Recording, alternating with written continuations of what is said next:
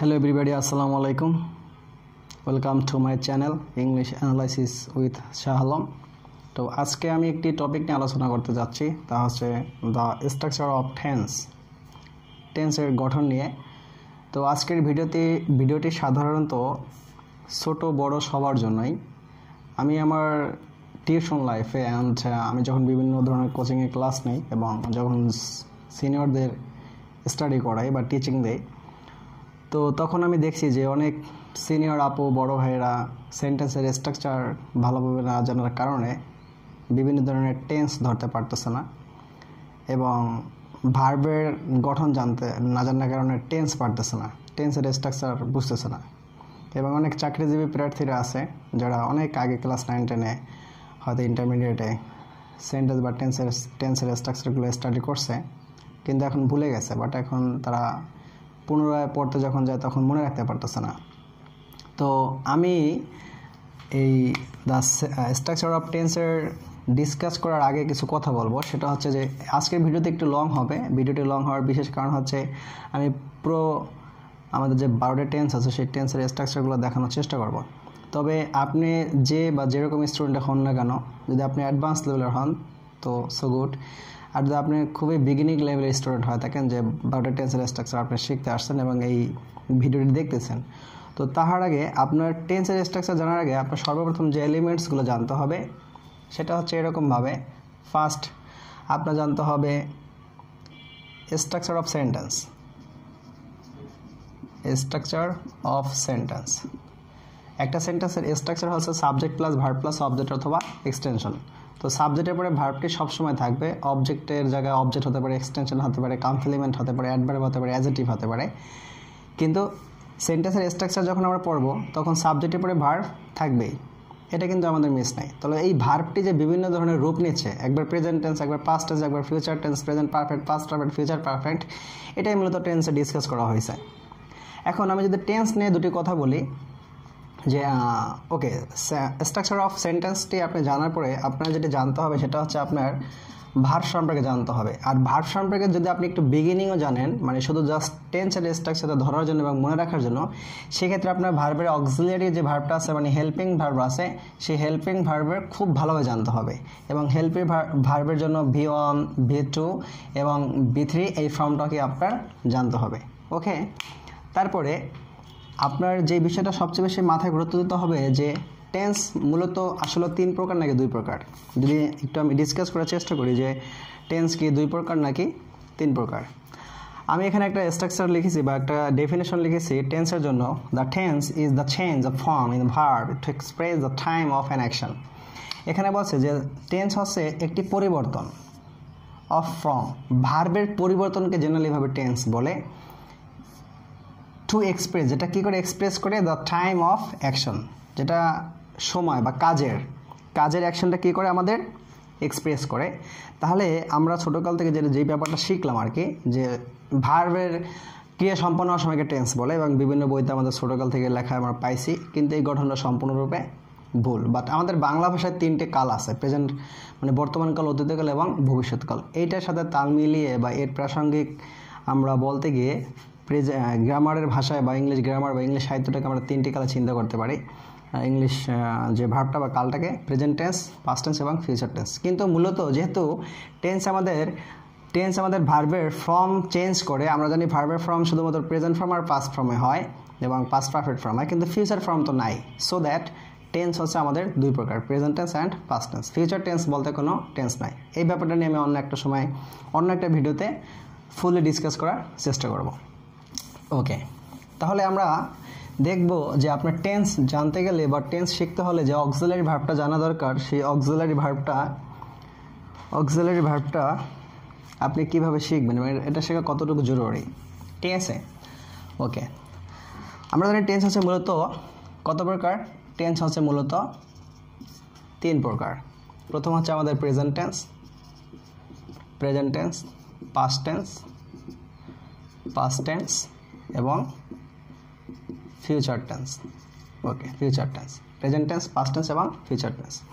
এবং এই প্রত্যেকটি টেন্সেরই আমাদের 4টি করে আবার কি আছে, 4টি করে, এটাকে প্রকারভেদ বলে না, 4টি করে আসপেক্ট আছে বিভিন্ন ধরনের গ্রামার বইতে আমি দেখেছি এখানে প্রকারভেদ বা ক্লাসিফিকেশন লেখা নেই আসপেক্ট লেখা আছে বা ধরন লেখা আছে ঠিক আছে সেটা সেরকম যে present indefinite present continuous present perfect present perfect perfect continuous একটা জিনিস দেখি present indefinite continuous perfect perfect continuous past indefinite continuous perfect perfect continuous future indefinite continuous perfect perfect continuous এখানে একটু বলে রাখা ভালো যে ইনডেফিনিট কিন্তু আমাদের প্রেজেন্ট ইনডেফিনিট এবং পাস্ট ইনডেফিনিট ফিউচার ইনডেফিনিট দুটি ফর্মে আছে তিনটি ফর্মে আছে তো ইনডেফিনিট বলতে সবসময় প্রেজেন্ট টেন্সের জন্য ভি1 প্রকাশ করবে এবং পাস্ট টেন্সের জন্য ভি2 প্রকাশ করবে আর ফিউচার টেন্সে যখন আমাদের কোনো লেকচারের মধ্যে বা কোনো টেন্স বা যখন সেন্টেন্স আমরা লিখতে যাব ফিউচার কথাটি আসলেই সাথে সাথে আমাদের সব সময় সাবজেক্টের পরে শ্যাল উইল চিন্তা করতে হবে শ্যাল বা উইল চিন্তা করতে হবে আচ্ছা এদিকে আমরা পড়ে যাচ্ছি আমি এখানে দেখানোর চেষ্টা করব যে ইনডিফিনিট বলতে কি বোঝায় ইনডিফিনিট বলতে বোঝায় ভার্বের ভি1 ফর্ম অথবা ভি2 ফর্ম ভি1 ফর্মটা হবে প্রেজেন্ট ইনডিফিনিটে আর ভি2 ফর্মটা হবে পাস্ট ইনডিফিনিটে তারপর হচ্ছে আমাদের কন্টিনিউয়াস ফর্ম কন্টিনিউয়াস বলতে প্রকাশ করে সবসময় আইএনজি ফর্ম যেখানে কন্টিনিউয়াস ফর্ম থাকে সেখানে কি হবে আইএনজি ফর্ম হবে আবার জিরান্ড এবং প্রেজেন্ট পার্টিসিপলে কিন্তু আইএনজি হয় কিন্তু সেগুলো হচ্ছে টেন্সের স্ট্রাকচারের গঠনের বাইরে গিয়ে আইএনজি হবে আর এই আইএনজিটা হচ্ছে যে এই আইএনজি যখন হবে তখন তার পূর্বে অবশ্যই কি থাকবে আমাদের অক্সিলারি ভার্ব থাকবে এই জন্য আমি বলছিলাম যে সর্বপ্রথম আপনার অক্সিলারি ভার্বটা জানতে হবে আমাদের এই যে কন্টিনিউয়াস টেন্স পারফেক্ট টেন্স এবং পারফেক্ট কন্টিনিউয়াস টেন্স তিনটি টেন্সের ক্ষেত্রেই এটা ফিউচার হোক প্রেজেন্ট হোক বা পাস্ট হোক তিনটি টেন্সের ক্ষেত্রে আমাদের প্রত্যেকটি টেন্সে অক্সিলারি ভার্ব লাগবে কখনো কোনো ভার্ব আইএনজি ফর্ম বা ভি3 ফর্ম হবে না যদি তার পূর্বে কোনো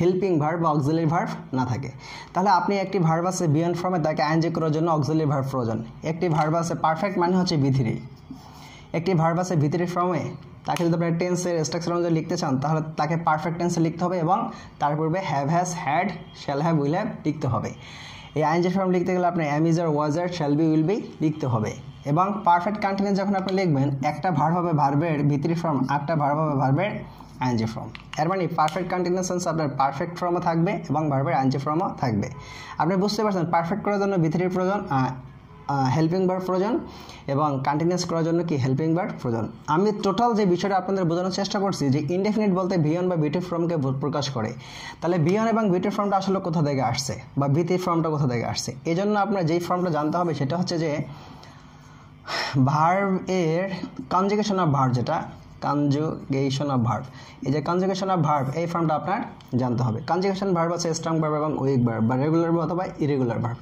এই ভার্বগুলোর আমাদের তিনটে ফর্ম আছে একটা হচ্ছে ভি1 ফর্ম একটা হচ্ছে ভি2 ফর্ম একটা হচ্ছে ভি3 ফর্ম যেরকম আমি যদি বলি অ্যাম ইজ আর এখানে হবে ওয়াজ আর আমি যদি বলি গো ওয়েন্ট এখানে হবে গন গো ওয়েন্ট এখানে কি হবে গন তাহলে আমি সর্বপ্রথম যেটা দেখানোর চেষ্টা করব সেন্টেন্সের স্ট্রাকচারে যাওয়ার আগে সেটা হচ্ছে যে হাউ টু মেইনটেইন অথবা how to know about the structure of the verb in the sentence or tense তো আমরা একটু দেখি যে এখানে ভার্বের ভি1 ফর্ম ভি2 ফর্ম ভি3 ফর্মের জন্য অক্সিলিয়ারি ভার্বগুলো কিভাবে কাজ করে আমরা একটু দেখি ভার্বের ভি1 ফর্ম ভার্বের ভি3 ফর্ম ভার্বের ভি3 ফর্ম এবং আরেকটা হচ্ছে 2+ ভার্ব 1 আরেকটা হচ্ছে আইএনজি ফর্ম আরেকটা হচ্ছে আমাদের ভার্বের বেস ফর্ম তো ভি1 ফর্মে হবে আমাদের এম ইজ আর এবং এর ভি2 ফর্ম হচ্ছে কি আমাদের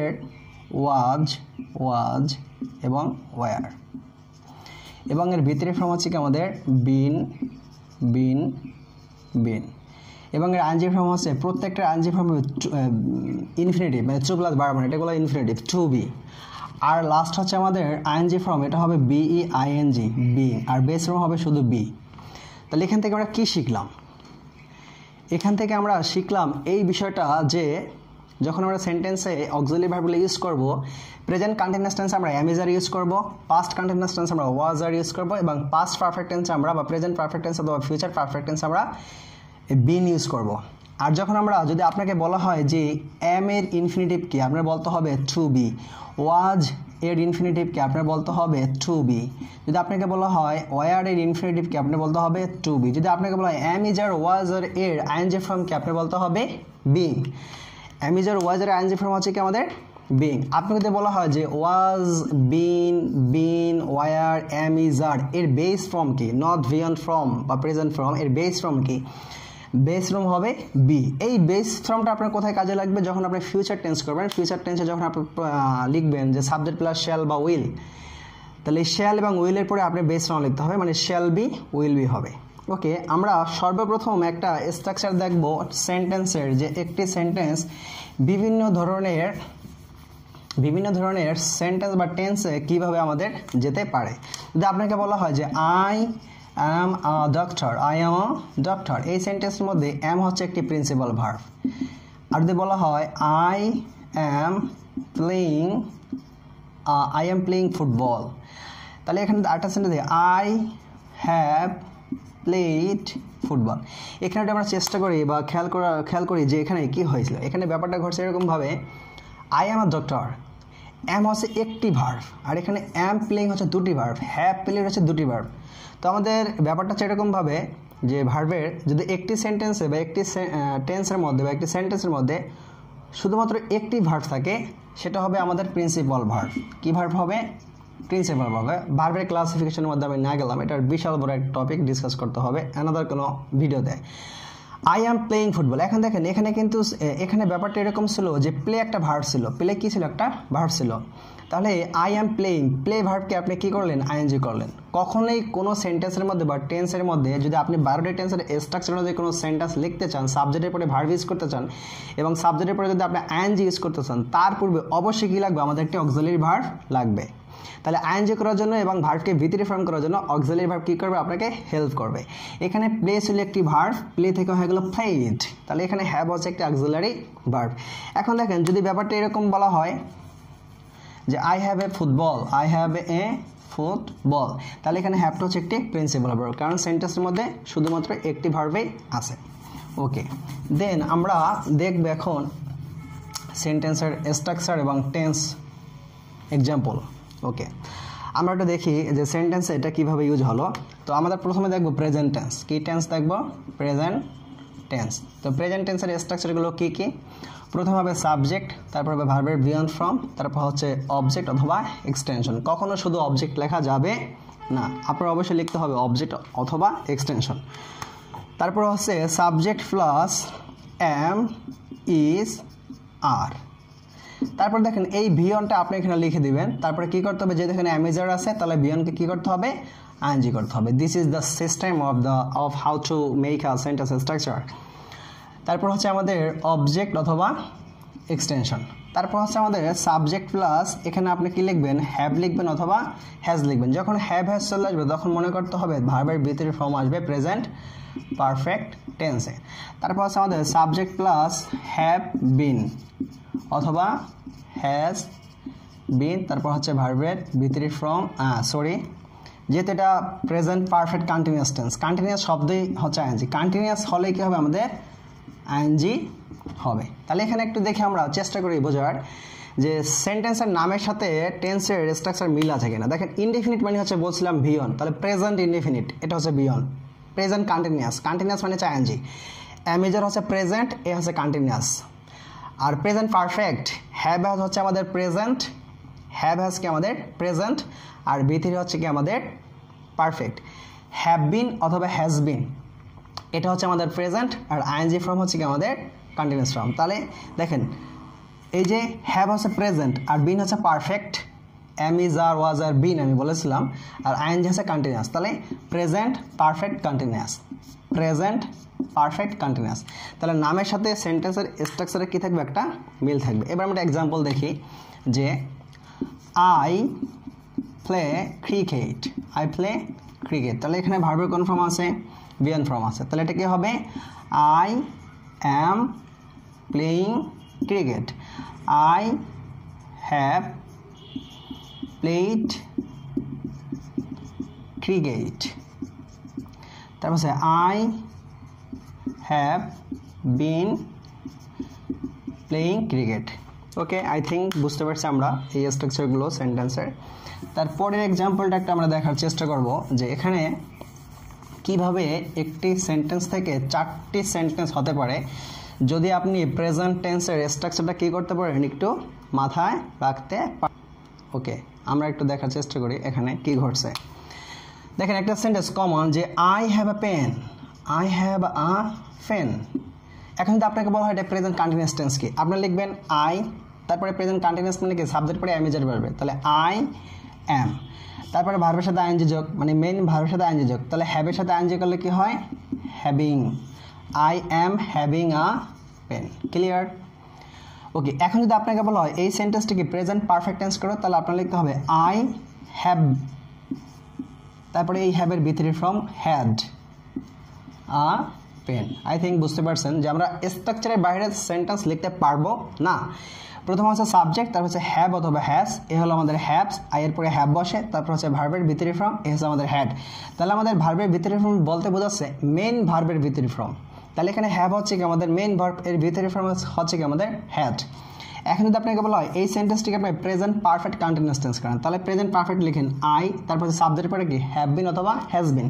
এবার লিখেন আই হ্যাভ বিন, তারপর লিখবেন মেইন ভার্বের সাথে আইএনজি যোগ, তাহলে এখানে হ্যাভ হচ্ছে মেইন ভার্ব, এর সাথে আইএনজি যোগ করেন, তাহলে হবে কি having, having a pen. I think ব্যাপারটা আপনারা বুঝতে পারছেন। ওকে, তারপরে আমরা দেখব পাস্ট টেন্সের ক্ষেত্রে। পাস্ট টেন্সের ক্ষেত্রে সেম হবে, যেখানে আমাদের প্রেজেন্ট টেন্সের সাবজেক্টের পরে কি ছিল, প্রেজেন্ট টেন্সের সাবজেক্টের পরে আমাদের ভিওন ছিল, তারপর ছিল কি আমাদের অবজেক্ট অথবা এক্সটেনশন। যেহেতু আমরা বলছি ভিওন হচ্ছে প্রেজেন্ট টেন্স আর ভিটো হচ্ছে কি আমাদের পাস্ট ইনডিফিনিট টেন্সে, তাহলে এখানে আমরা ভিওনের জায়গায় জাস্ট কি করবো বিটু লিখে দেবো পাস্ট ইনডিফিনিট টেন্স। তারপর হচ্ছে কি আমাদের সাবজেক্ট, তারপর ছিল এখানে এম ইজ আর, তারপর ছিল আইএনজি ফ্রম, তারপর হচ্ছে আমাদের অবজেক্ট অথবা এক্সটেনশন। ওকে, আমি বলছিলাম এম ইজ আর হচ্ছে প্রেজেন্ট ফর্ম, এর পাস্ট ফর্ম হচ্ছে কি আমাদের পাস্ট ফর্ম হচ্ছে আমাদের ওয়াজ অথবা ওয়ার। দেখেন শুধু অক্সিলারি চেঞ্জ হচ্ছে, মেইন ভার্ব কোনো চেঞ্জ হবে না, কারণ কন্টিনিউয়াস মানে আইএনজি। তারপর ছিল আমাদের present perfect, subject plus have been অথবা হ্যাজ বিন ছিল, তাহলে হ্যাভ হ্যাজ এর পাস্ট ফর্ম হচ্ছে আমাদের হ্যাড। একটু মাথা রাখা ভালো যে হ্যাভ অথবা হ্যাজ এর ভিটু হচ্ছে কি আমাদের, এর ভিটু হচ্ছে হ্যাড, এর ভিতরি হচ্ছে কি আমাদের হ্যাড। এই জিনিসটা কিন্তু আমাদের খুব স্পষ্ট করে কি করতে হবে, মাথায় রাখতে হবে। ওকে, সাবজেক্ট প্লাস হ্যাড, তারপর হচ্ছে আমাদের ভিতরি ফ্রম, তারপর হচ্ছে আমাদের অবজেক্ট অথবা এক্সটেনশন। তারপর একটা আমরা দেখি সাবজেক্ট প্লাস ওই জায়গাতে ছিল আমাদের প্রেজেন্ট টেন্সে হ্যাভ বিন অথবা হ্যাজ বিন, এখানে হবে হ্যাড বিন, কি বিন হবে হ্যাড বিন, তারপর হচ্ছে ভার্বের সাথে আইএনজি যোগ অবজেক্ট অথবা এক্সটেনশন। Very easy. আমরা যদি একটা করে সেন্টেন্সের স্ট্রাকচার দেখার চেষ্টা করি যে এখানে ব্যাপারটা কি ঘটে। ওকে, এখানে সাবজেক্ট ভিটু, তাহলে আমাদের ছিল আই প্লে, এখানে হবে আমাদের এখন এখানে আমাদের কি হবে, এখানে হবে যে I played football, I played football, কারণ প্লে এর ভিটু হচ্ছে প্লেড। এখানে ওয়াজার, তাহলে কি হবে আই ওয়াজ প্লেইং ফুটবল। এখানে হ্যাড, তাহলে কি হবে আই হ্যাড প্লেড ফুটবল। এখানে কি had been, I had been playing football. তাহলে একটু দেখি প্লেইড ভিটু, ওয়াজ হচ্ছে ভিটু, হ্যাড হচ্ছে ভিটু এবং হ্যাড হচ্ছে ভিটু। একটু খেয়াল করি প্রেজেন্ট টেন্সের স্ট্রাকচার এবং পাস্ট টেন্সের স্ট্রাকচারের মধ্যে কোনো পার্থক্য আছে নাই, শুধুমাত্র অক্সিলারি ভার্বের পার্থক্য। আর যখন ইনডিফিনিট হবে তখন ভিওনের জায়গায় জাস্ট কি হবে ভিটু হবে। ওকে, এবার আমরা সেই এক্সাম্পলটা দেখবো, যে এক্সাম্পলটা দিয়ে আমরা সবসময় কী করি বুঝি আর না বুঝে আমি বলি যে আমি একজন ডাক্তার হব, তাহলে কি হয় দেখেন I become, BECOME become a doctor. এটা হচ্ছে আমাদের বিকাম ও, তাহলে এটা যদি পাস্ট করি তাহলে কি হবে I became a doctor. I think বুঝতে পারছেন বিষয়টা, জাস্ট ভিটুটা কি হবে চেঞ্জ হবে। আমরা বলি I am a student, I am a student, এখানে এম এর জায়গায় জাস্ট কি হবে আই ওয়াজ আ স্টুডেন্ট। ওকে, এবার আমরা ফিউচার টেন্সটা দেখার চেষ্টা করব, যে ফিউচার টেন্সটা আমরা দেখব future tense. Okay, future tense বলতে আমি কি বুঝাইছি, টেন্সের ক্ষেত্রে ফিউচার টেন্স মানে কি আমাদের শ্যাল বা উইল থাকবে, সাবজেক্টের পরে শ্যাল বা উইল থাকবে। শ্যাল বা উইল যদি না থাকে তাহলে ফিউচার টেন্স হবে না। তাহলে প্রথম হচ্ছে আমাদের সাবজেক্ট। ওকে, আমরা একটু উপর থেকে লেখার চেষ্টা করি। প্রথম আছে আমাদের সাবজেক্ট, তারপর হচ্ছে কি আমাদের শ্যাল বা উইল, তারপরে ভার্বের বি অন, তারপর হচ্ছে আমাদের অবজেক্ট অথবা এক্সটেনশন। একটু খেয়াল করি আমাদের প্রেজেন্ট ইনডিফিনিট টেন্সের স্ট্রাকচার সাথে ফিউচার টেন্সের স্ট্রাকচার কী করবো অনেকটাই তো মিলে যাওয়ার ক্ষেত্রে আমরা কী করতে পারি একটু দেখি। Subject plus verb on object অথবা এক্সটেনশন, এটা ছিল আমাদের প্রেজেন্ট ইনডিফিনিট টেন্সের গঠন। যেহেতু এটা ফিউচার টেন্স, আমি বলছি ফিউচার টেন্স মানে কি আমাদের শ্যাল বা উইল হবে। তাহলে সাবজেক্ট প্লাস শ্যাল বা উইল, তারপরে ভার্বের বেস ফর্ম অবজেক্ট অথবা এক্সটেনশন। তারপরে আমরা একটু দেখি সাবজেক্ট প্লাস শ্যাল অথবা উইল থাকবেই। তারপরে একটু খেয়াল করি আমাদের প্রেজেন্ট টেন্সের স্ট্রাকচারটা কী ছিল, subject plus present continuous tense am is অথবা আর, তারপর ছিল কি আমাদের আইএনজি ফর্ম। এবং আমরা জানি অ্যামিজার মানে হচ্ছে বি, অ্যামিজার মানে হচ্ছে কি বি। এর মানে আপনার ফিউচার টেন্সে প্রেজেন্ট ফর্ম ইউজ করা যাবে না, বেস ফর্ম ইউজ করতে হবে। এটা হচ্ছে কি আমাদের ভার্বের বেস ফর্ম। এখানে আপনি কী করতে হবে, ভার্বের বেস ফর্ম লিখতে হবে। আই শ্যাল উইল, অ্যামিজারের বেস ফর্ম কি আমাদের বি, তাহলে এখানে আপনি বি লিখেন, তারপরে আপনি আইএনজি ফর্ম হবে, তারপরে কি হবে আমাদের অবজেক্ট অথবা এক্সটেনশন হবে। ওকে, আই থিঙ্ক বুঝতে পারছেন যেখানে বি কেন আসলো। বি কেন আসলো, আমাদের সাবজেক্টের স্ট্রাকচার ছিল subject plus am is are ING, subject plus am is are ING. Be মানে হচ্ছে আমাদের অ্যাম ইজ আর। ওকে, তারপর হচ্ছে আমাদের সাবজেক্ট প্লাস শ্যাল হ্যাভ অথবা উইল হ্যাভ, তারপরে কি আমাদের ভার্বের ভিতরে ফর্ম, তারপর হচ্ছে অবজেক্ট অথবা এক্সটেনশন। আই থিঙ্ক বুঝতে পারছেন প্রেজেন্ট টেন্সের গঠন ছিল আমাদের এভাবে সাবজেক্ট প্লাস হ্যাভ হ্যাজ, তারপরে ভার্বের ভিতরে ফর্ম হ্যাভ হ্যাজ। ফিউচার টেন্সে হ্যাজ ব্যবহৃত হয় না। অ্যাকচুয়ালি হ্যাজ এবং হ্যাভ নিয়ে অনেক ডিসকাস আছে, হ্যাভের সাথে এস বাই এ যোগ করলে আমাদের হ্যাজ হয়, এরকম অনেক ডিসকাস আছে, একটু ডিপ স্টাডি করলে এগুলো বোঝা যায়। তো সাবজেক্ট প্লাস শ্যাল হ্যাভ অথবা উইল হ্যাভ, তারপরে ভার্বের ভিতরে ফর্ম অবজেক্ট অথবা এক্সটেনশন। তাহলে এখানে ফিউচার টেন্স এবং প্রেজেন্ট টেন্সের স্ট্রাকচারের কোনো পার্থক্য নাই। স্ট্রাকচার প্রেজেন্ট টেন্সের এরকম ছিল সাবজেক্ট প্লাস হ্যাভ হ্যাজ ভার্বের ভিতরে ফর্ম, আর এখানে জাস্ট কী হবে, শ্যাল হ্যাভ বা উইল হ্যাভ হবে। তারপর একটা আমরা দেখি subject plus shall have been অথবা উইল হ্যাভ বিন, তারপরে হচ্ছে আইএনজি ফর্ম, তারপরে কি হবে অবজেক্ট অথবা এক্সটেনশন হবে। একটু বোঝার চেষ্টা করি মনোযোগ দিয়ে যে প্রেজেন্ট টেন্সের স্ট্রাকচারটা ছিল এরকমভাবে সাবজেক্ট প্লাস হ্যাভ বিন অথবা হ্যাজ বিন ভার্বের সাথে আইএনজি যোগ। ফিউচার টেন্স এই জন্য জাস্ট শ্যাল বা উইল ইউজ করতে হবে অতিরিক্ত। প্রেজেন্ট টেন্স ছিল সাবজেক্ট প্লাস হ্যাভ অথবা হ্যাজ বি3, ফিউচার টেন্সে অতিরিক্ত শ্যাল বা উইল হবে। প্রেজেন্ট টেন্সে ছিল subject plus am is are I N G, future টেন্সে কী হবে জাস্ট শ্যাল উইল হবে, আর এম ইজারের পরিবর্তে এখানে কী হবে বি হবে। প্রেজেন্ট টেন্সে ছিল সাবজেক্ট প্লাস ভার্বের বেস ফর্ম অবজেক্ট অথবা এক্সটেনশন, ফিউচার টেন্সে জাস্ট অতিরিক্ত কী হবে শ্যাল বা উইল গঠন করতে হবে বা যোগ করতে হবে। ওকে, এবার একটু আমরা স্ট্রাকচারগুলো দেখার চেষ্টা করি যে present indefinite tense, present indefinite টেন্সের স্ট্রাকচারটা ছিল আমাদের সাবজেক্ট প্লাস শ্যাল উইল, তাই না? ওকে, একটু দেখার চেষ্টা করি আমরা। আই উইল বা আই শ্যাল, যাই হোক আই, আচ্ছা আগের ক্ষেত্রে আমরা শ্যাল লেখা, ওকে বেটার এগুলো অনেক ডিসকাস আছে। আই উইল কোনোটাই ভুল না, আই শ্যাল আর দুটোই right. I will discuss, I will DISCUSS, I will discuss the topic, I will discuss the topic. তাহলে এখানে উইল ডিসকাস। ওকে, তারপরে যদি আমরা কন্টিনিউয়াস টেন্সটা একটু দেখি, ভিডিও দেখার সময় যদি নোট করতে ইচ্ছা করে তাহলে অবশ্যই ভিডিও পোজ করে নোট করতে হবে, ঠিক আছে? পোজ না করলে নোট করা খুব কষ্ট হয়ে যাবে। আই উইল বি হবে, অ্যামিজারের পরিবর্তে কী হবে বি হবে, তারপর ভার্বের সাথে আইএনজি যোগ discussing, CUSSING, discussing the topic. তারপর হচ্ছে I will have discussed the topic. তারপর হচ্ছে I will have been discussed the topic. তাহলে আমরা কী বুঝলাম এখানে দেখেন, একটু চেষ্টা করি। প্রথম হবে উইল, তারপর হচ্ছে উইল বি, তারপর হচ্ছে উইল হ্যাভ, তারপর হচ্ছে উইল হ্যাভ বিন। ওকে, একটু টেন্সের নামগুলো আমরা ইউজ করার চেষ্টা করি। উইল মানে হচ্ছে ফিউচার, তাহলে ফিউচার ইনডিফিনিট, ফিউচার কন্টিনিউয়াস, এটা হচ্ছে আমাদের ফিউচার, এটা হচ্ছে আমাদের কন্টিনিউয়াস। ফিউচার পারফেক্ট, এ হচ্ছে আমাদের ফিউচার, এটা হচ্ছে আমাদের পারফেক্ট, এটা হচ্ছে আমাদের ফিউচার পারফেক্ট কন্টিনিউয়াস। তাহলে এ হচ্ছে আমাদের future, future perfect, will have future, will have future perfect, future future perfect, future perfect continuous, এখানে আইএনজি হবে ফিউচার পারফেক্ট কন্টিনিউয়াস। তো আমরা বুঝলাম যে টেন্সের বা সেন্টেন্সের স্ট্রাকচারের সাথে টেন্সের নামের সাথে কি আছে আমাদের ডিরেক্টলি মিল আছে। এবার একটা ম্যাজিক দেখবো আমরা, একটি টেন্স দিয়ে আমরা চেষ্টা করব 12টি টেন্সে কিভাবে। ওকে, আজকের ভিডিওতে এই পর্যন্ত থাক। আমি একটি টেন্সে 12টি টেন্স কীভাবে তৈরি করে পরবর্তী ভিডিওতে দেখার চেষ্টা করবো। জাস্ট আমি একটা এক্সাম্পল দেখাচ্ছি ছোট্ট করে। যে আমরা বলি I am a doctor, I am a doctor, তাহলে এই সেন্টেন্সের মধ্যে আই অ্যাম এ ডক্টর এটা হচ্ছে প্রেজেন্ট ইনডিফিনিট টেন্স, কারণ এম হচ্ছে প্রিন্সিপাল ভার্ব, সাবজেক্ট প্লাস বিয়ন অবজেক্ট অর এক্সটেনশন, এটা হচ্ছে কমপ্লিমেন্ট। যাই হোক, এদিকে না যাচ্ছি। এখন এটাকে আমরা ফিউচার টেন্স করলে কি হবে? তাহলে দেখেন আই, তারপরে কি সাবজেক্টের পরে শ্যাল বা উইল, তারপরে ভাবে বিয়ন ফর্ম নিতে হবে আপনার। তাহলে বিয়ন ফর্ম পাবেন কোথায়? তাহলে এম এর বেস ফর্মটা হবে এখানে be, I shall be a doctor. এবার আশা করি বুঝতে পারছেন যে অ্যামিজারের পরিবর্তে কেন আমাদের বি বেস ফর্ম হিসেবে দেখাতে হবে ফিউচার টেন্সে। Okay, thanks for watching my video.